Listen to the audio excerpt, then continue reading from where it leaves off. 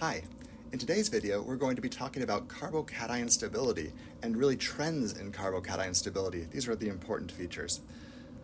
So if you're looking at these two carbocations, you could say that this carbocation on the left is going to be more stable than the carbocation on the right. And I will point out that these are not traditionally thought of as carbocations because we often think about these as their resonance structures. So this species on the left is more stable because nitrogen is able to donate more electron density than oxygen. Keep this idea of how you stabilize carbocations as being donation of electron density as we move forward. So if we were to look at, again, this is more stable. So if we were now to look at the trend of a methyl carbocation versus an ethyl carbocation versus a propyl versus a butyl. And so in this case, this is a methyl versus primary, secondary, or tertiary carbocation. The trend is that the tertiary carbocation is significantly more stable and then the secondary, which is more stable than the primary, which is way more stable than the methyl carbocation. I'll point out that you should not even invoke methyl carbocations in the mechanisms that you're going to be seeing for this class.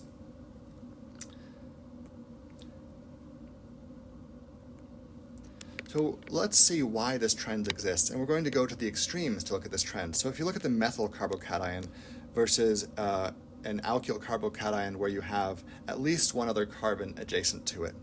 So the difference here is that this carbon, this empty p orbital, is kind of desperate for electrons.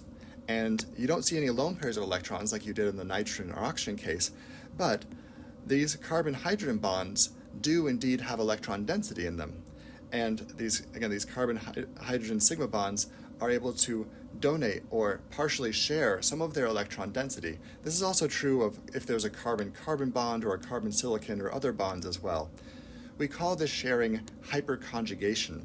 And it's important to recognize that the more sigma bonds you have around a carbocation, the more sharing occurs, and therefore the more stable it is. So that's why a tertiary carbocation, where all of these R groups have carbons with other things attached to them, are the most stable of the carbocations. It's also important to recognize that carbocations of these sorts are never really that stable. They are very, very short-lived species in solution.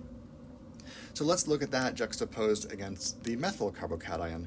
So in the case of methyl carbocation, there's nothing to share here. So unfortunately, there's going to be no stabilization of that carbocation.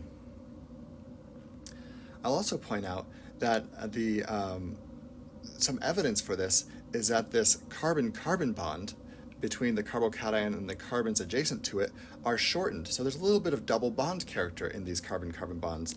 I'll also point out that these carbon-hydrogen bonds adjacent to a carbocation are lengthened and thus weakened.